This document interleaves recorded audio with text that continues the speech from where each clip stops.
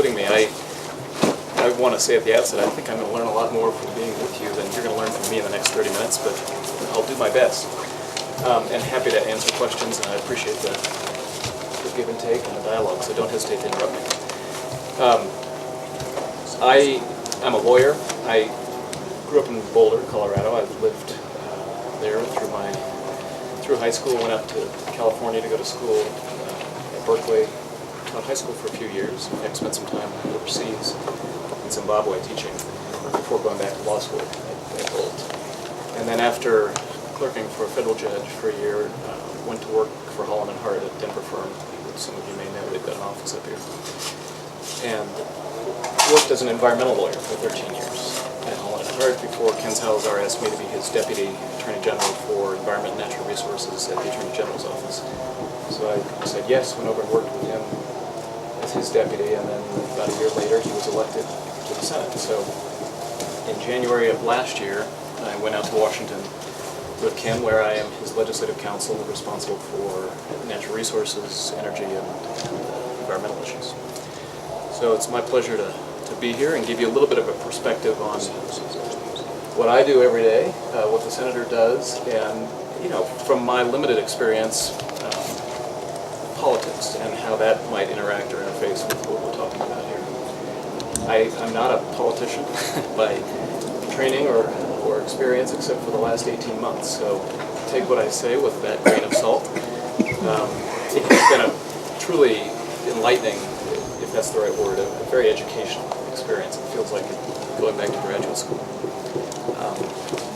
So I thought what I would do is just share a few anecdotes that might be relevant to the discussion, and then make a few observations about those, and just kind of pose some questions, and maybe we can talk about some of those as we go.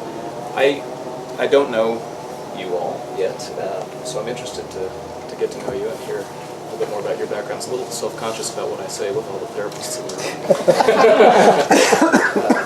room. And I should say I'm going to give you my perspective on things. I'm not necessarily speaking for the Senator. Ken Salazar, I will say, just to start out with, though, he's a fifth-generation Coloradan, somebody who grew up on the land. He's a rancher, a farmer, who has something that I really appreciate, which is just an innate connection with the land and with the water. That was attractive to me. I consider myself an environmentalist, but I'm also a pragmatist, and he has sort of carved out a niche for himself, if you will, in the middle. He's an independent thinker. He's a Democrat, but he is not beholden to any particular point of view or party line. And he approaches each problem looking for a solution, and I really respect that. I felt that he was that way in the Attorney General's office. I was on opposite sides of cases with Ken Salazar, representing private clients. And I always felt like he had a very pragmatic and solution-oriented approach to things. He's also, I know this is a little bit trite, but he really tries to do the right thing, and that's something I also respect. And so this question about,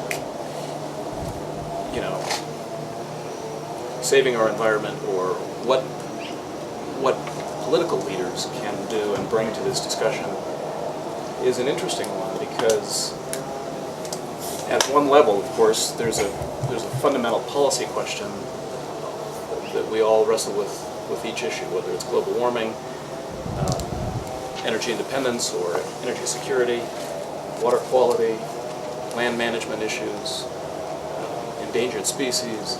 Each of those, represents an issue or a set of issues, and I like to approach that in the first instance from a policy point of view. Look, understanding the substance, developing recommendations that make sense. But, what you see in Washington is not a very pure reflection of that sort of policy-based inquiry. And I think it might be helpful just to explore that a little bit with you, because, and I don't mean this particular group, but in my experience traveling in the state and talking to people, I think the perception of what happens in Washington is very different from what I see playing out on what really is, on some levels, a stage. Washington is very much about theater. It's about show. It's about messaging. It's about connecting with your constituents in a very important way. I don't mean to trivialize it, but it's theater. So that can be very disillusioning to me or you or anyone wrestling with these important questions. Why aren't senators or congressmen and women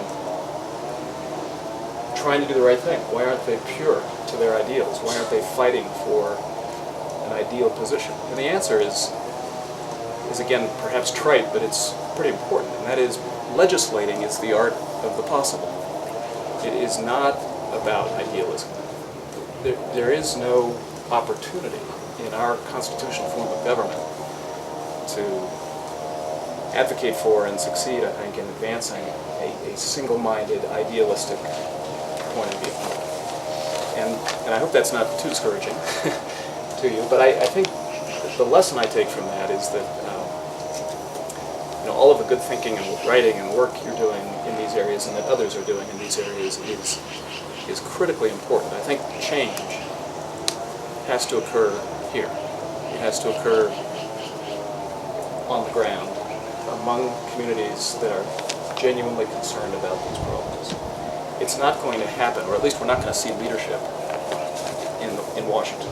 Now, you might see leadership from a progressive, thoughtful president who has the bully pulpit, who has the news media at his or her disposal, who has the resources to speak to the American public on any subject at any time and get their attention. Presumably, they'll listen. So you might see that kind of leadership from Washington. The Senate, as an institution, is very different. The Senate is designed to be a brake on bad ideas. At least I feel that way, working for a senator in the minority in a Congress that is dominated by right-wing Republicans in the House who have a very determined agenda. It's not a substance-driven agenda, it's a political agenda. In the Senate, we are most effective when we are stopping things. Now that too may sound disillusioning or discouraging, but that's fundamentally the way the Senate was established and created in the Constitution. It's not a function of Democrat or Republican. It is a consequence of the way the institution was established.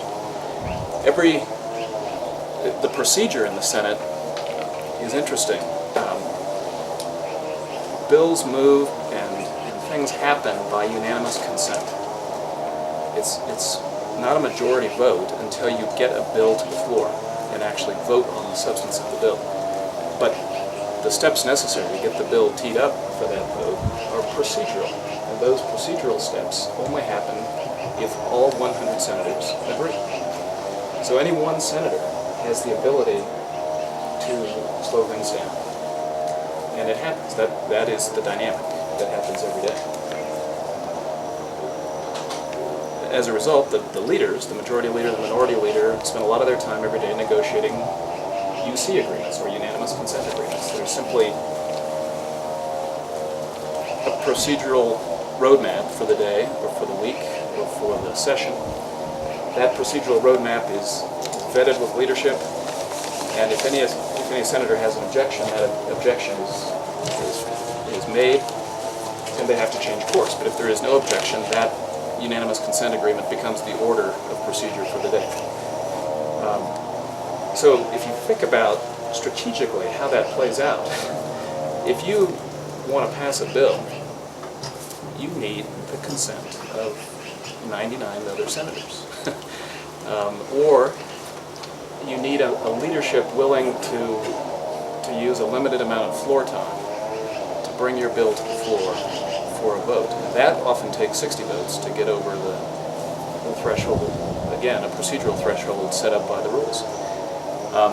What I'm describing are the rules in the Senate, not in the House. And I don't mean to give you a civics lesson, but I think this is important because we hear all the time, particularly from environmental groups, we're real disappointed in your vote on X, or we hope you will do Y. And we don't understand how a Democrat from Colorado would not do X or Y. It's not that simple. We're not presented with easy questions, easy sort of idealistic questions. Do you support renewable fuels, or do you support wind energy? Instead, we're presented with opportunities that arise in a procedural context. And the vote we take is determined by that procedural context. And I don't mean to suggest it's not important to the constituents of Colorado, or something the senator thinks about in terms of his relationship with the constituency here in Colorado. I just mean issues don't get teed up in Congress as single, one subject, right versus wrong questions. They are complex, and I don't mean just complex issues, I mean issues that are deliberately linked. For example, just 2 weeks ago there was a vote on a bill that was, it would have made permanent the estate tax exemption that would have benefited no more than 8,000 individuals in the country. Eliminated the estate tax for those 8,000 individuals, the richest 8,000 Americans. That was linked with an increase in the minimum wage. The House put that package together deliberately, knowing that the Senate had previously voted to increase minimum wage but couldn't support the estate tax exemption, so they tied them together and presented it as an all-or-nothing bill in the Senate. The Democrats held together and were joined by a few Republicans and defeated it. So, but then they're being criticized at home this week for not supporting an increase in the minimum wage. So it's an interesting place. It's a fascinating place. I'll just give you a few examples relevant to the environmental context that we may want to talk about. You mentioned renewable fuels, and Senator Salazar has been working hard on a number of issues. He's a member of the Energy and Natural Resources Committee. We've introduced a number of renewable energy bills, but we've also supported others, including bills that would deploy renewable fuel technologies, biofuels, cellulosic ethanol, corn-based ethanol, E85 pumps, incentives for manufacturers to retool their manufacturing lines and produce more energy-efficient cars, hybrid cars, or cars that run on renewable fuels. But you get these odd alliances that form, not because of the substance of the issue or the merits of the issue, but rather because of the politics of the issue. You get, with wind energy, for example, Senator Stevens, who is the chairman of the Commerce Committee, put a rider on the Coast Guard bill that would have given a veto to Mitt Romney, the governor of Massachusetts, over the development of Cape Wind.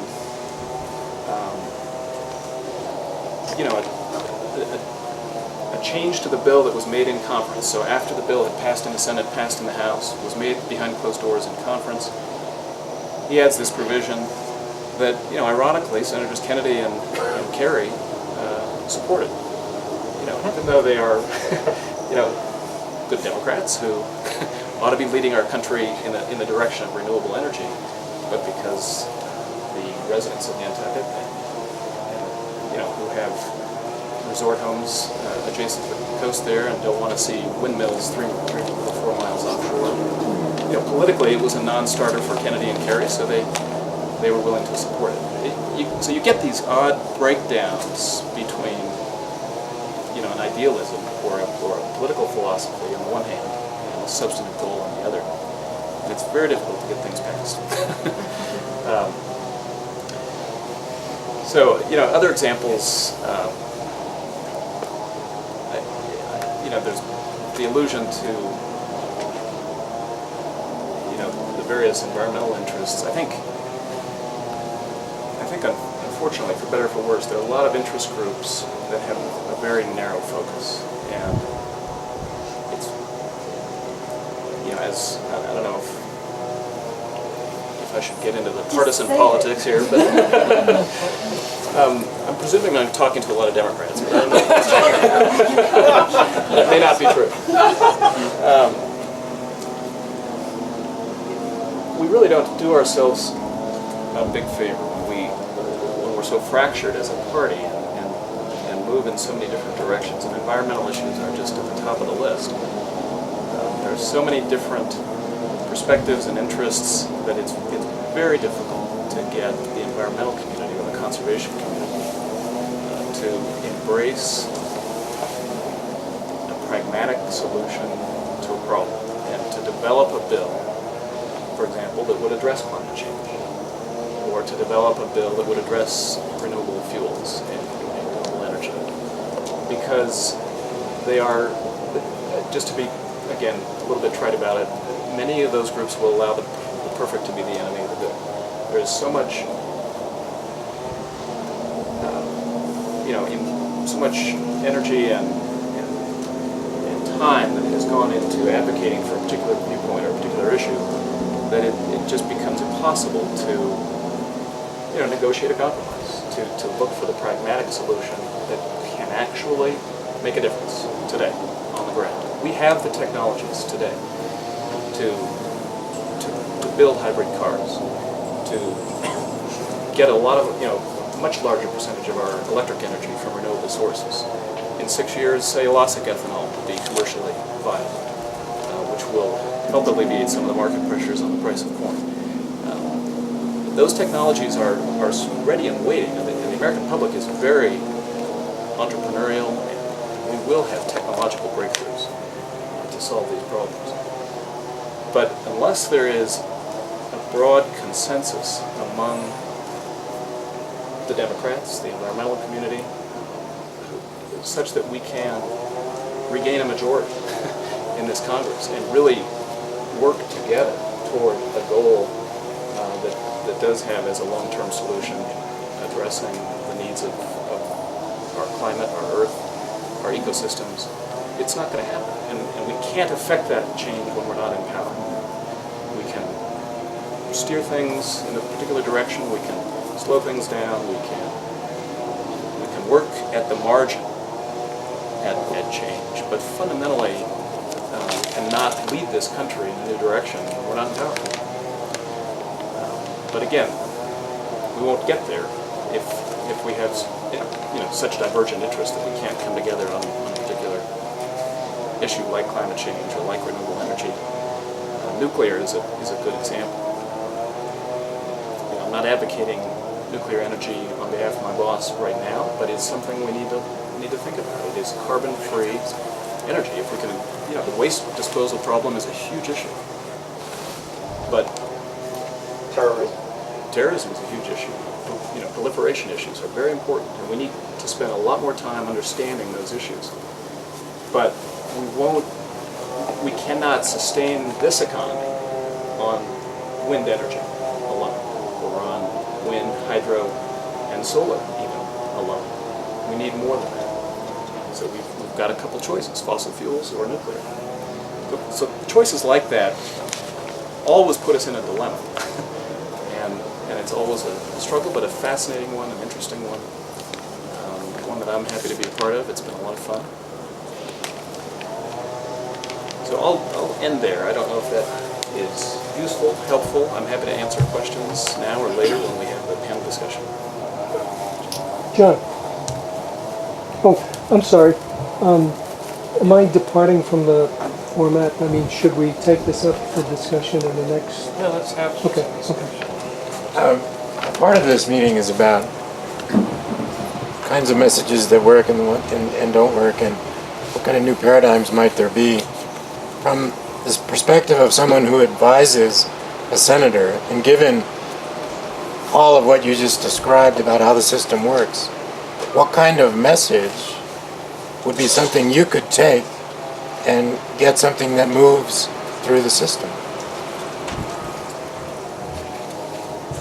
Well, I might ask you to clarify exactly what you mean by message. If you mean, what idea can he, as a junior senator from Colorado, promote, and how would we promote it?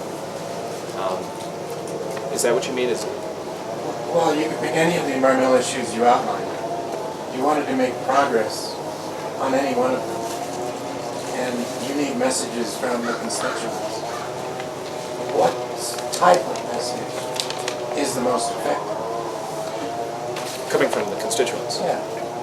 Well, that's a good question.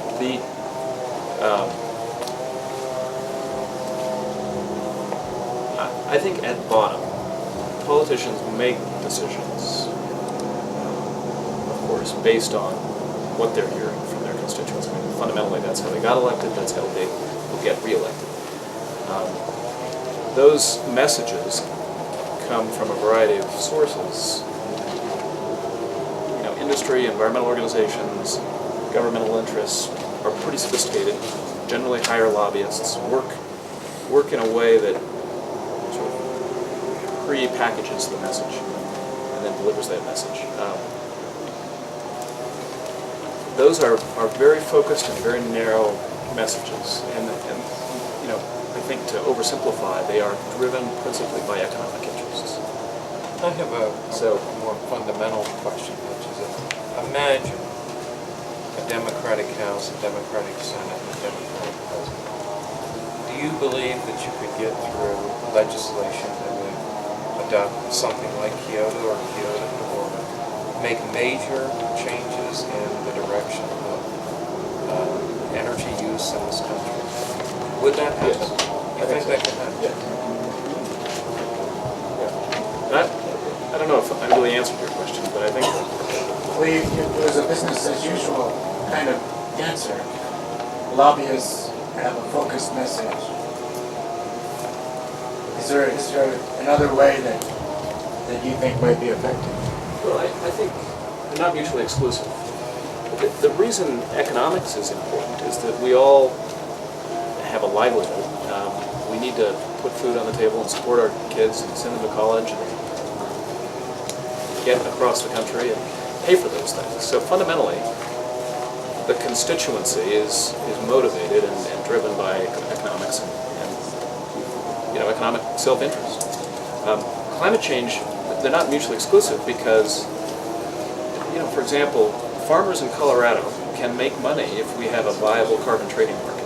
They can capture and sequester carbon dioxide, put it into the ground, get credit for that, doing that, and sell those credits to a utility that needs the credits in order to meet a carbon cap. So it's not a bad thing to frame that issue, I don't think, in terms of economics. On the other hand, Colorado produces a lot of coal. How do we get the Colorado coal companies and utilities that burn coal to think in terms of climate change? To start to think about how they can be rational economic actors and not merely be punished for burning coal, but burn coal, gasify coal in an IGCC facility, capture the carbon. You can use CO2 for enhanced oil recovery, and there's just a nice synergy there. That's a technological innovation that is available now or will be within 5 or 10 years. So I don't think it's a bad thing that interest groups, whether they're environmental or industry or otherwise, come to us and frame issues in terms of economic interests. That's the way our economy and the world works to a large degree. But that's not to say we don't hear other messages. But the other messages are more disconnected. And because there aren't the numbers there to really persuade an elected representative to vote a certain way, it's background and it's important background, but it doesn't carry the day. Steve, just on what you're saying, is there, it sure looks from the outside that our country has become exceedingly corrupt, and that corruption, which is not a word that seems to be used much by the media, but it's very, very much of the essence at the moment in Washington. And a part of politics as usual now. And I was wondering your take, not the senators who has to sort of, I guess, really feel and believe, frame things differently when he speaks to the public, but you in all candor, can you say anything to that word in terms of the corporate manipulation? Absolutely. There's, I don't think there's any question that a Conrad Burns will not be reelected because of his affiliation and the money relationship that he had with Abramoff. There's an article in this week's High Country News that suggests that Gail Norton resigned because of her affiliations with Abramoff. There is clearly a culture of corruption in Washington. And it's part of politics as usual. It is part of politics as usual. I'd like to say it's primarily a feature or a characteristic of the Republican Party, but that would be naive. On the other hand, we have a political system that features an electorate or a voter base that generally is not engaged, is not educated on the issues, votes in the 30 to 40% range in a good year, and depends on a 30-second soundbite to make up their mind. So in this market, how do you influence those voters? You buy television time, you buy radio time, media time. What does that take? That takes money. How do you get the money? All right. So our system is depends on that flow of money. No question about it. Michael. If you want to No, you go ahead. You said that when you started that you wanted to differentiate between the perception of what happens in Washington and reality. But I still have a misperception that I'd like you to clarify for me. Well, you suggested that the practice of the art of the possible, as you put it, and the practice of the real politics subsumes ideology. But my perception is that the Republicans have brilliantly rewritten the rules of Washington with gerrymandering, redistricting, really gutting the bipartisan tradition in terms of all the agencies, especially the ones that we most care about here. And these are brilliant tactical moves that are fundamentally ideological. So if we just suggest that that's part of the way Washington works, if that's the democratic response, then I don't understand. In other words, your response is we have to get back into power, but how can we get back into power if all the rules are being rewritten while we're out? So it felt a little bit, well, I don't know. I guess I'm asking you to help me with that one, because that is my perception. And I wish that we could somehow take that tactical initiative, even as a minority party, because the other obvious result is the, what's the word when all the money goes back to your own district, and someone help me with this. Pork barreling. Pork barreling has become the way to get things done, right? And so pork barreling has taken over from the art of the possible, or maybe that's become the art of the possible.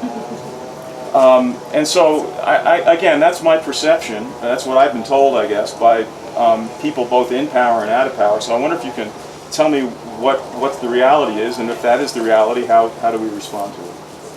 I think that is an excellent question. It is, and to be clear, the distinction I was trying to draw was between the substance of policy making, or the perception that Washington is debating great policy questions and wrestling with pure policy questions and deciding them on their merits. That's not happening. Right. The debate occurs at some level, but wrestling with issues like global warming or energy,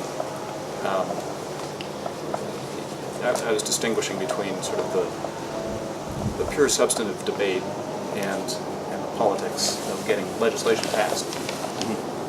I didn't mean to suggest that there isn't ideology motivating the quest for power.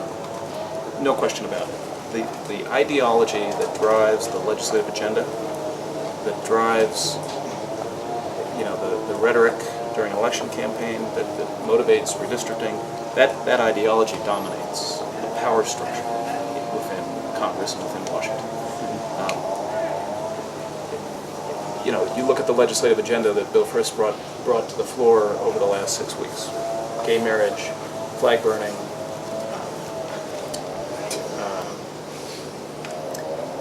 state taxes,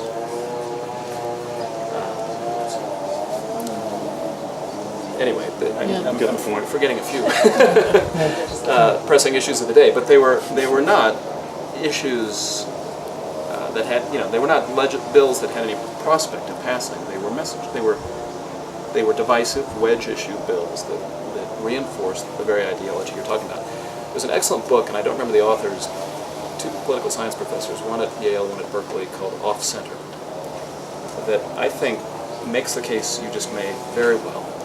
There are some suggestions at the end of that book for how the Democrats might regain power. The Republicans have spent 40 years building this power base. They recruit, they bring interns back to Washington. The conservative think tanks pay for their housing. Place them in jobs as interns in congressional offices throughout the Hill. They've grown this generation of fundamental right-wing politicians from the ground up. Democrats haven't done that.